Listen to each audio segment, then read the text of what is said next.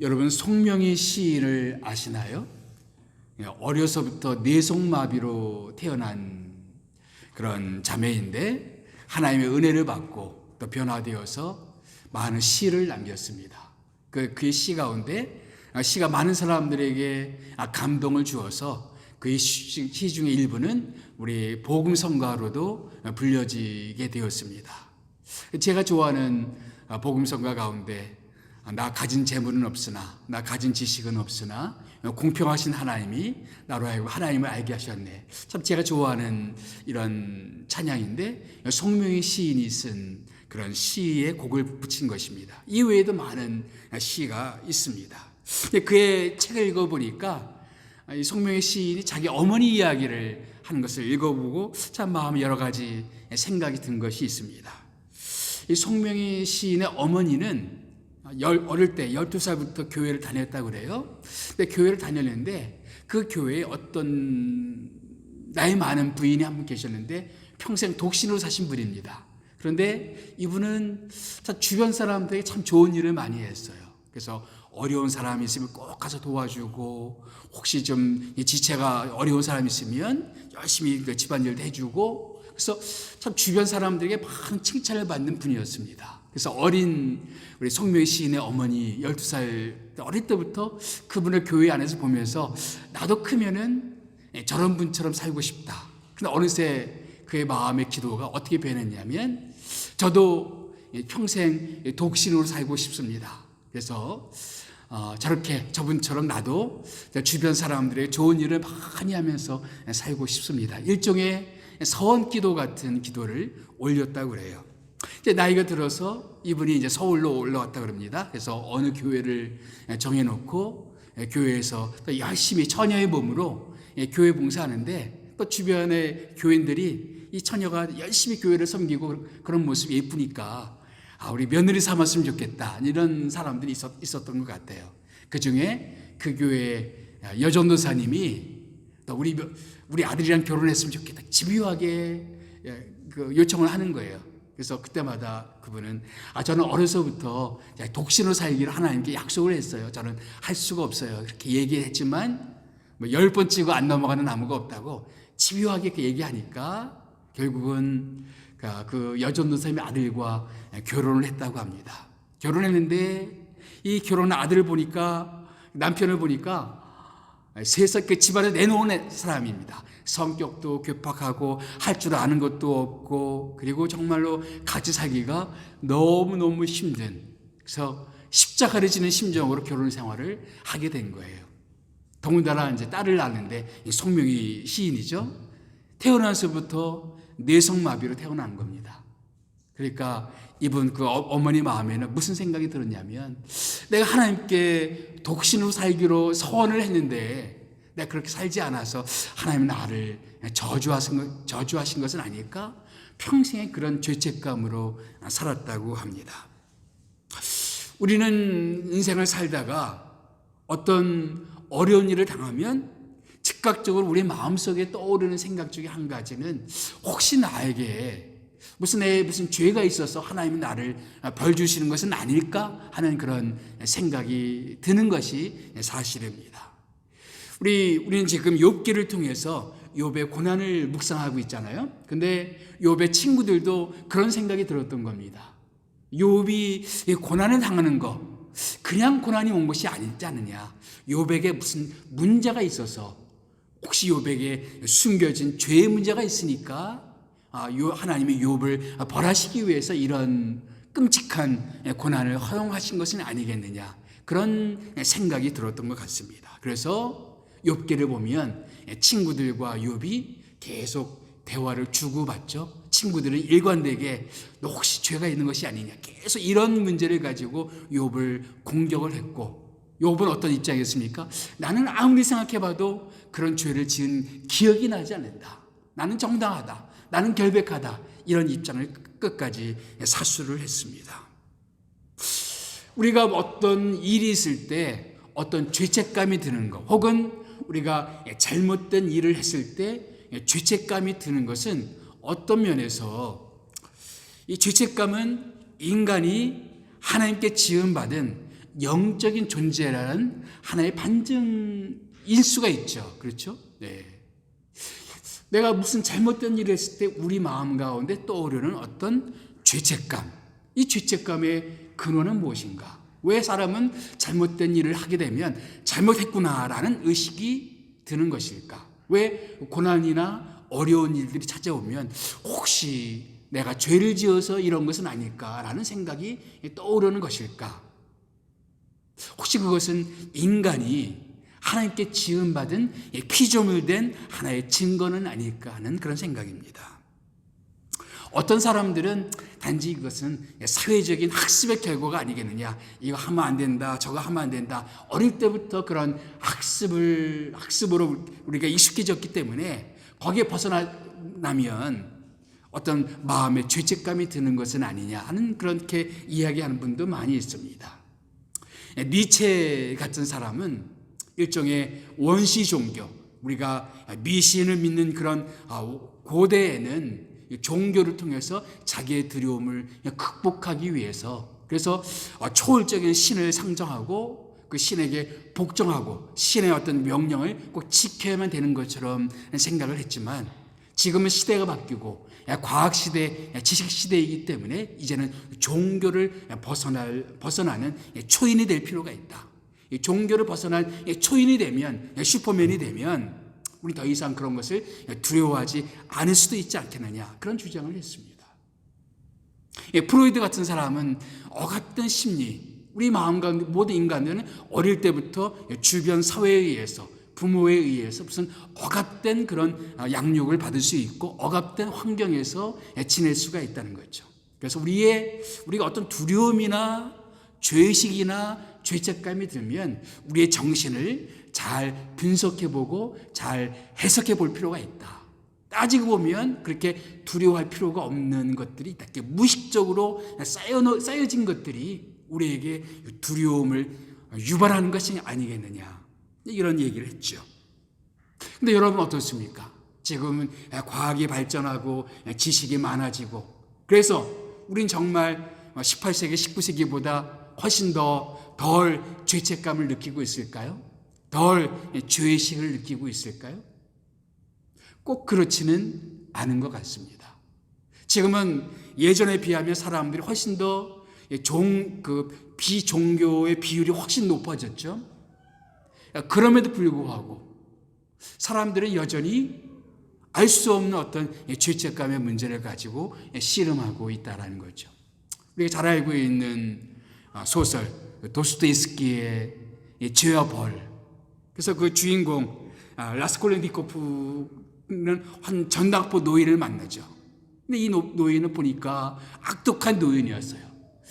그냥 이 주인공 입장에서 보게 되면 살 가치가 없는, 그리고 살아서는 안 되는, 차라리 없으면 더 좋고 사회에 유익한 그런 노파처럼 여겨졌습니다.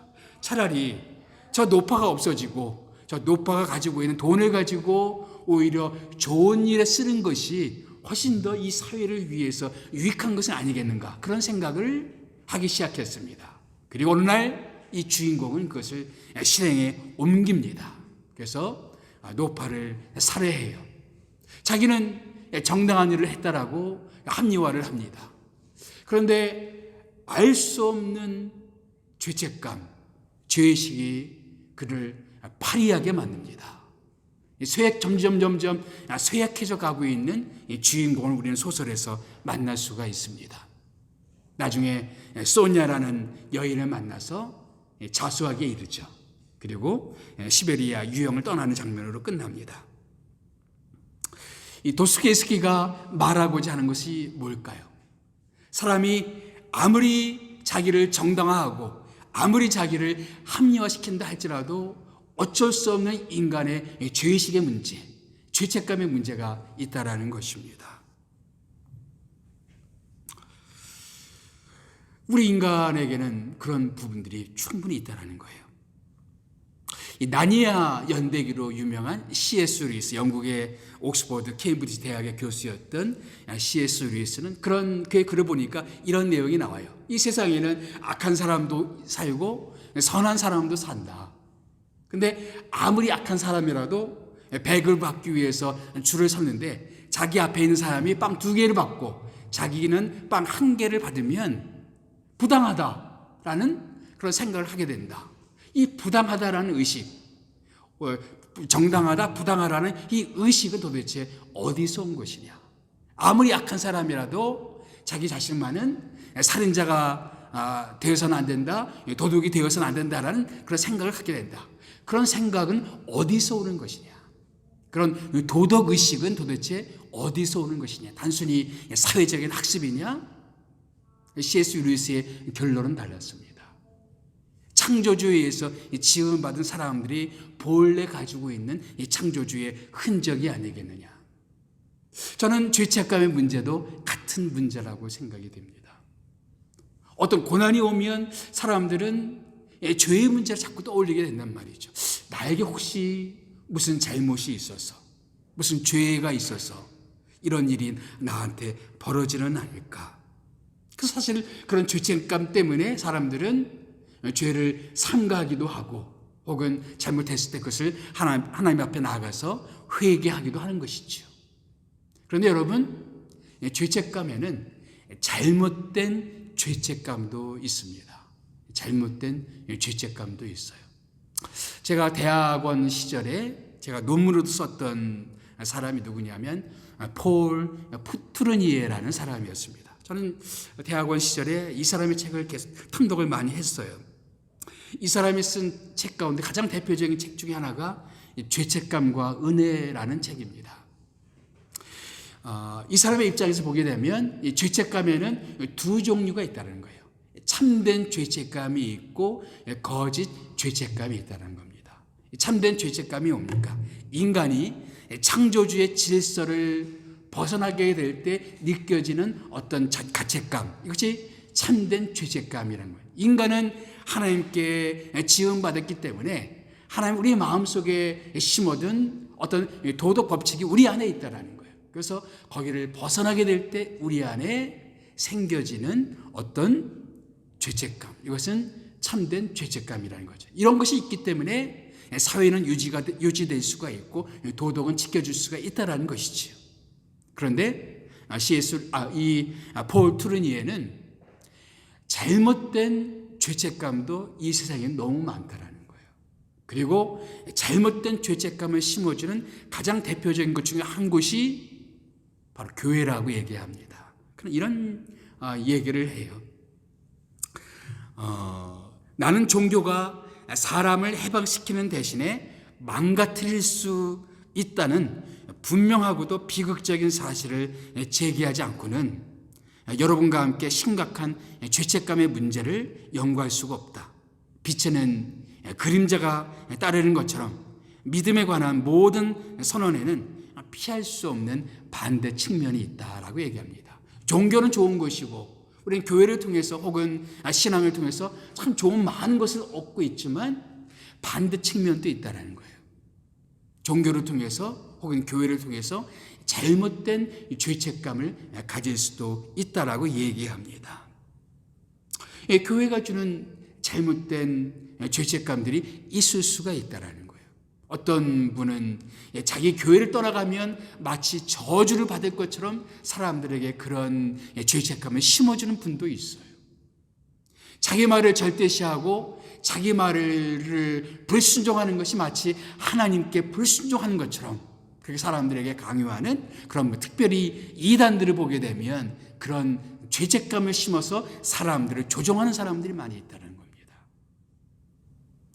부모들도 잘못된 죄책감을 아이들에게 심어줄 수가 있다는 거죠. 부모들이 많이 하는 말 중에 내가 어떻게 너를 키웠는데, 내가 어떻게 너희들 키웠는데 어떻게 나한테 이럴 수가 있느냐라는 것도 사실은 잘못된 죄책감 중에 한 가지죠.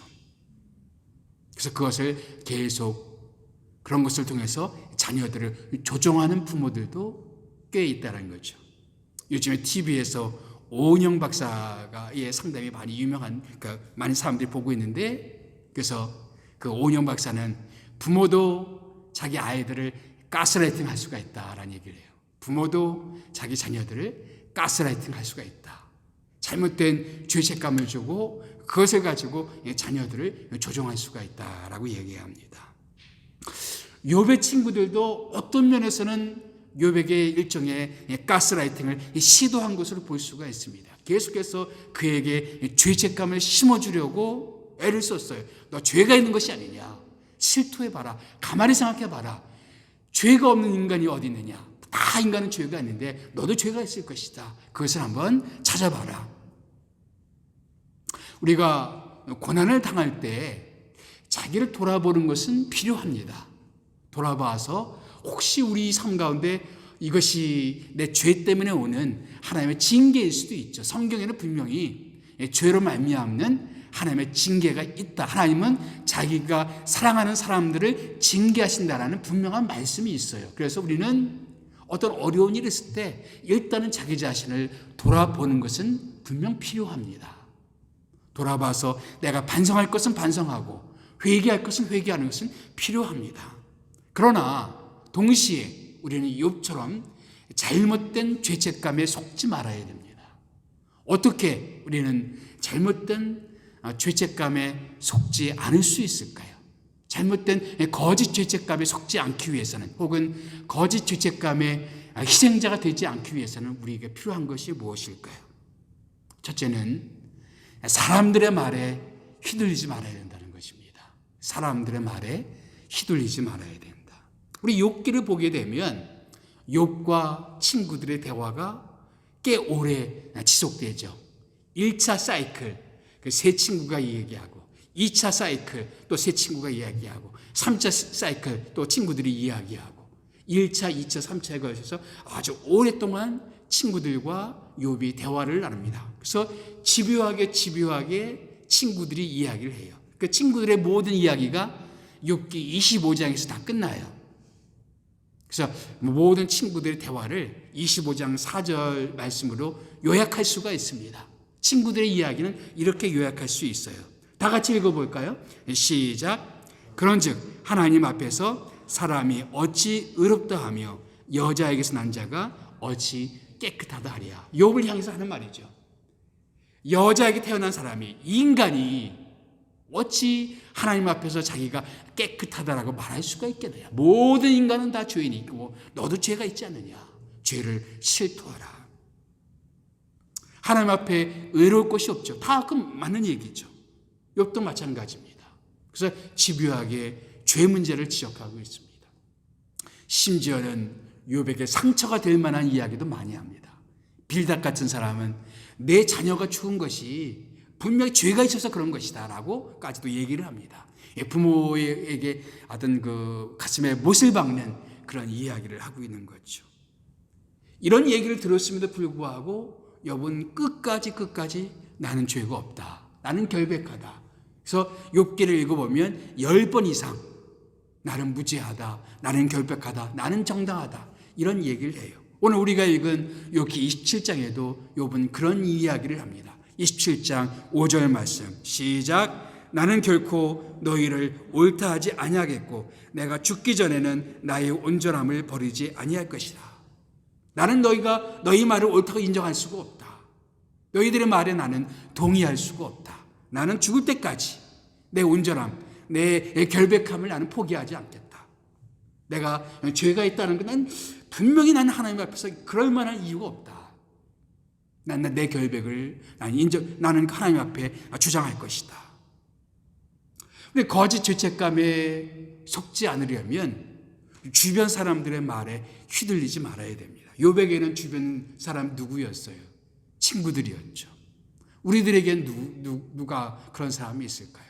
어떤 경우에는 우리 교회 목사님이 그런 사람일 수가 있고, 어떤 경우에는 내 부모일 수가 있고, 내 친구일 수가 있고, 내 목장원들이 될 수가 있고, 나에게 영향력을 줄 수 있는 사람들일 수가 있는 거죠. 내가 멘토라고 생각했던 사람일 수가 있고, 집안의 어른일 수가 있고, 그들이 하는 이야기 때문에 우리는 어떤 잘못된 죄책감을 가질 수가 있다라는 얘기입니다. 우리는 인간이 완벽할 수 없기 때문에 우리는 늘 자기 자신을 돌아보는 것은 중요합니다. 그럼에도 불구하고 우리에게 잘못된 죄책감을 심어주고자 하는, 또 거짓 죄책감을 심어주고자 하는 모든 것들을 우리는 단호하게 거절할 필요도 있는 거예요. 그것이 건강한 신앙입니다. 혹은 우리가 신앙을 잘못 오해를 해서 사람들의 말에 무조건 순응하는 것이 좋은 신앙인 것처럼, 그래서 자기 의견을 어필할 줄 모르고 자기 감정을 어필할 줄 모르는 것이 건강한 것처럼 오해할 수가 있어요. 결코 건강한 것이 아닙니다. 건강한 신앙은 뭐냐면은 자기의 주장을 내세울 수가 있고 자기 의견을 말할 수가 있고 내 입장은 그렇지 않다라고 이야기할 수 있는 것이, 또 이야기할 수 있는 분위기를 만들어내는 것이, 그것이 건강한 가정이고 건강한 교회고 건강한 관계인 것입니다. 그렇기 때문에 우리는 다른 사람들의 말을 귀담아 듣는 경청도 필요하고, 사람들 앞에 겸허한 태도도 필요하고, 또 어떤 경우에 나 자신을 돌아보는 자기 반성도 필요하지만, 그러나 또한 우리는 사람들의 말에 휘둘리지 말아야 돼요. 하나님이 나에게 주신 생각들, 나에게 주신 것들이 있다면 그것을 어필할 수가 있고 말할 수가 있어야 된다는 얘기죠.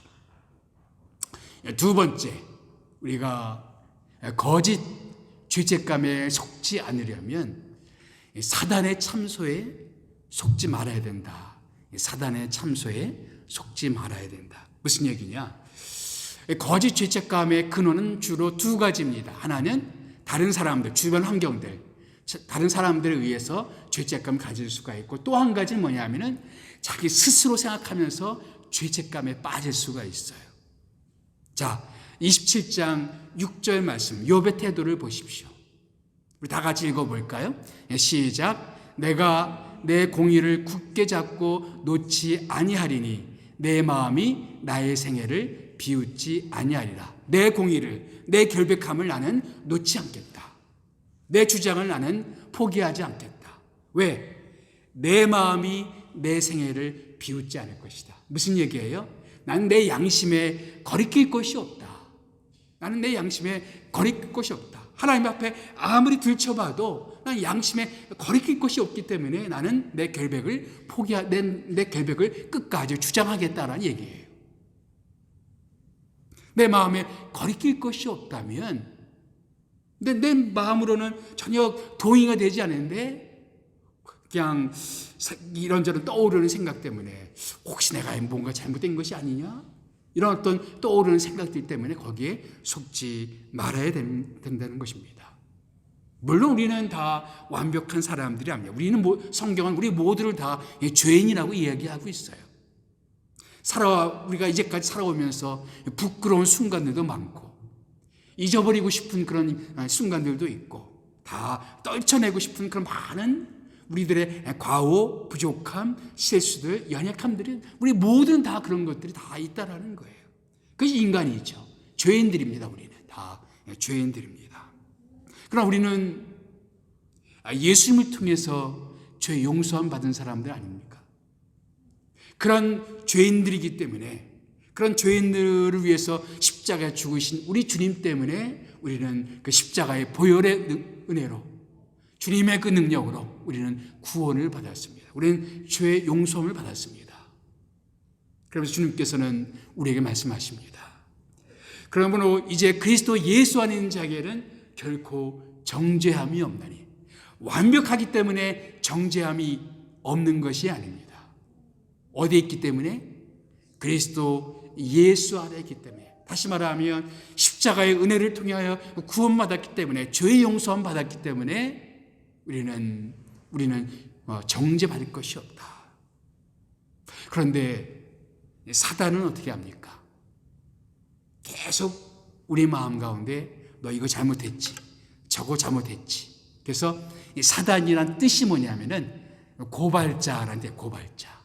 성경의 표현은 참소자, 쉽게 말하면 고발자. 끊임없이 우리 마음 가운데 고발합니다. 그래서 우리 마음에 너 잘못했지라는 생각을 계속 집어넣어요.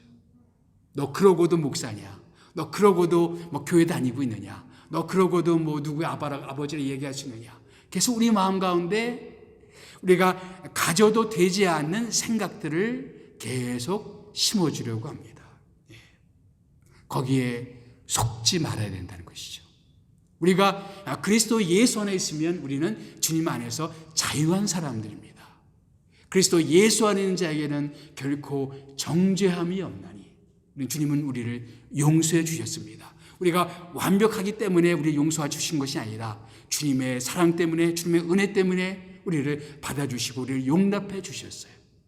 우리는 언제든지 주님께서 우리를 받아주실 것을 믿습니다. 그렇다면 우리는 계속 사단이 우리에게 주는 이런 생각, 저런 생각들, 그것들에 우리가 속지 말아야 돼요. 여러분, 사단이 우리를 시험할 때 자꾸 우리에게 어떤 잘못된 생각을 집어 넣을 수가 있습니다. 가룟 유다가 예수를 배반한 첫 시작은 요한복음 13장에 나오는데, 유다가 예수를 팔려는 생각을, 사단이 유다에게 예수를 팔려는 생각을 넣었더라. 사단은 처음에 어떤 생각을 우리 속에 집어 넣습니다. 너 이거 잘못한 거 아니냐?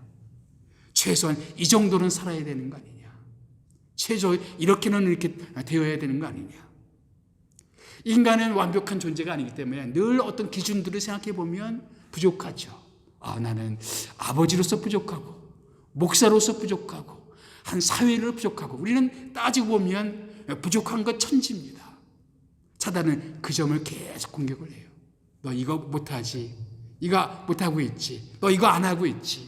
너 이거 못하고 있지. 너 이렇게 대했지. 계속 우리가 못한 부분을 계속 지적해요. 늘 그래서 어떤 나는 부족해, 나는 연약해, 어떻게 보면 상당히 겸손한 신앙인처럼 보이지만 또 다른 면에서는 주님의 용서를 온전히 신뢰하지 못하기 때문에 그러고 있는 거예요. 주님의 십자가가 정말 나를 용서했다면, 주님께서 나를 정말 받아주셨다는 것을 정말 내가 확신하고 있다면 그런 생각을 떨쳐버려야 돼요. 부족하지만 주님은 나를 받아주셨어. 이게 은혜 아닙니까? 기독교는 은혜의 종교예요. 나는 연약해도 주님은 받아주셨고, 나는 부족해도 하나님 나를 사랑하고 계시고, 얼마나 사랑하시는지 자기 목숨을 십자가에서 내던질 만큼 그렇게 주님은 나를 사랑하고 계셔. 이 생각을 붙들고 살아야 된단 말이죠. 그래서 우리는 이 거짓 죄책감에 속지 말아야 돼요. 사단이 주는 생각들, 거기에 속지 말아야 됩니다. 내 양심이, 내 마음이 나를 비웃지 않을 것을 나는 알고 있다. 나는 주님께서 나를 용서해 주신 것을 나는 알고 있다. 십자가의 은혜로 나를 받아주신 것을 나는 알고 있다. 이 확신이 있어야 된단 말이죠. 세 번째, 우리가 거짓 죄책감에 속지 않으려면 하나님이 나를 알고 계시다는 사실, 그 확신을 가져야 됩니다. 거짓 죄책감을 이길 수 있으려면 무언가 확신이 있어야 돼요. 그렇죠? 예. 무언가 확신이 있어야 돼요. 그런데 사람들이 자기만 바라보면 그런 확신을 가질 수가 없어요. 왜냐하면 우리는 실수투성이거든요.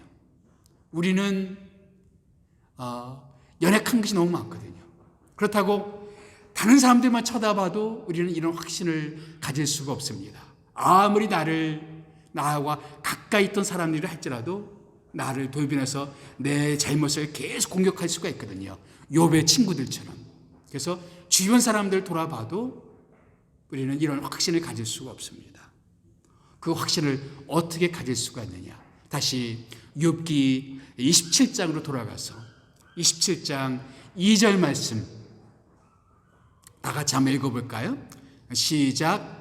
나의 정당함을 물리치신 하나님, 나의 영혼을 괴롭게 하신 전능자의 사심을 두고 맹세하노니, 그러면서 내 결백함을 나는 철회하지 않겠다, 포기하지 않겠다, 나는 내 결백을 주장하겠다라고 얘기하는 거예요. 그러니까 욥이 자기의 결백을 주장할 수 있는 근거가 뭐예요? 나의 하나님의 살아계심을 두고 맹세하노니. 그런데 욥이 지금 경험하고 있는 하나님은 어떤 하나님입니까? 자기를 괴롭히는 하나님이에요. 아직은 내 삶 가운데 내가 설명할 수 없는 게 너무 많아요. 욥은 자기가 당하는 고난, 이유를 알 수가 없어요. 왜 하나님이 지금 이런 고난을 허용해 주셨는지 이유를 알 수가 없어요. 하나님이 나에게 화를 내고 있는 것만 같아요. 나를 괴롭히는 분인 것 같아요. 그럼에도 불구하고 욥이 가졌던 확신이 있어요. 뭐예요? 하나님은 살아계신 하나님이시다. 우리는 신앙생활을 하면서 정말 우리는 내 삶에 벌어지고 있는 일들을 다 이해할 수가 없습니다. 하나님이 나한테 왜 이러시지? 나는 정말 하나님을 열심히 섬기고 열심히 교회 다니고 열심히 헌금 생활하고 열심히 주님께 봉사를 했는데 하나님이 어떻게 내 인생 가운데 이런 일을 허용하시지? 이런 일을 벌어지게 만드시지?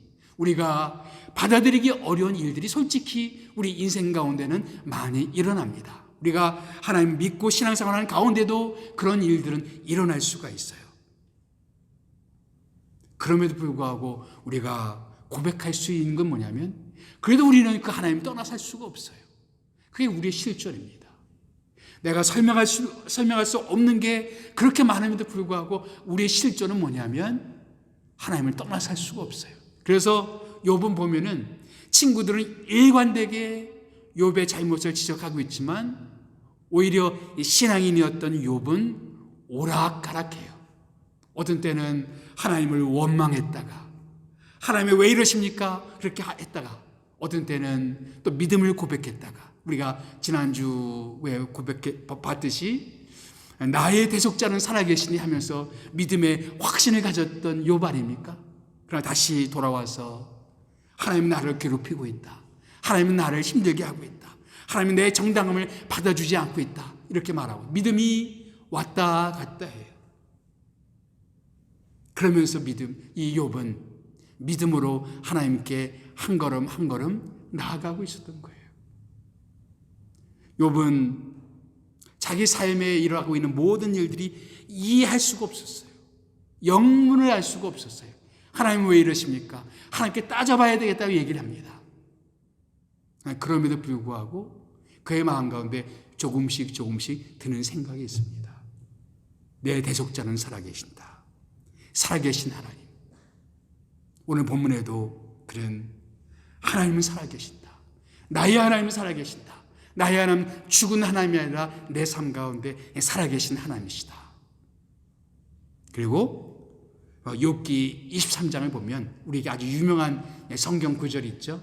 욥기 23장 10절 말씀 다 같이 읽어볼까요? 시작. 그러나 내가 가는 길을 그가 아시나니 그가 나를 단련하신 후에는 내가 순금같이 나오리라. 예. 내가 단련된 후에는 내가 순금같이 나오리라.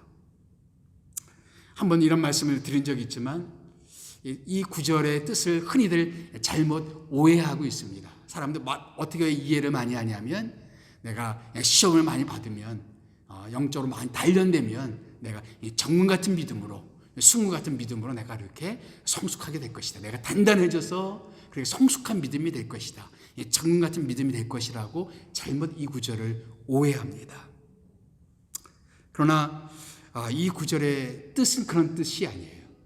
지금 문맥상 그래서 성경을 볼 때 문맥에서 잘 어떤 뜻으로 이 표현을 썼는가를 잘 살펴볼 필요가 있어요. 공동 번역을 보니까 이렇게 번역했어요.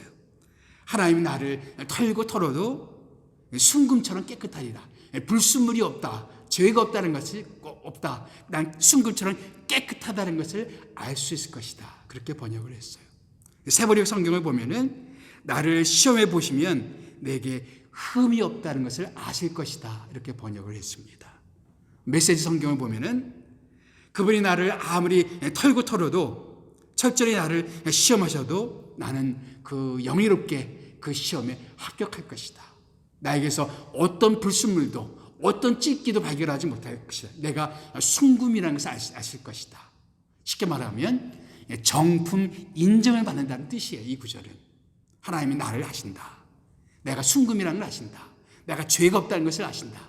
내가 결백하다는 것을 아신다 라는 고백입니다. 여러분, 우리가 신앙생활을 하다가 보면 가장 힘든 것 중에 한 가지는 뭐냐면 사람들의 말입니다. 우리 이민사회로 살 때도 우리를 힘들게 하는 것 중에 한 가지는 사람들의 말이죠. 그래서 어떤 사람들은 아예 그래서 한인들을 피해 사는 사람들 꽤 많이 있습니다.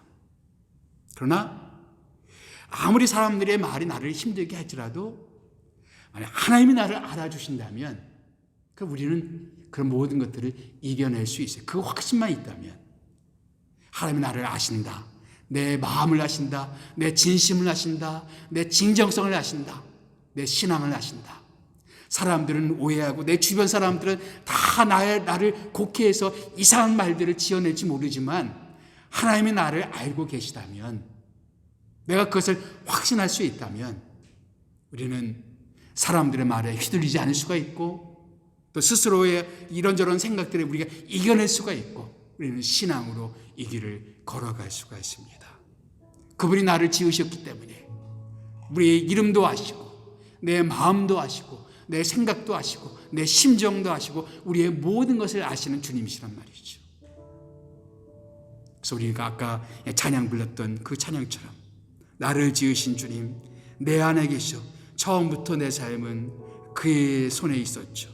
내 이름을 아시죠. 내 모든 생각도 내 흐르는 눈물 그가 닦으시죠.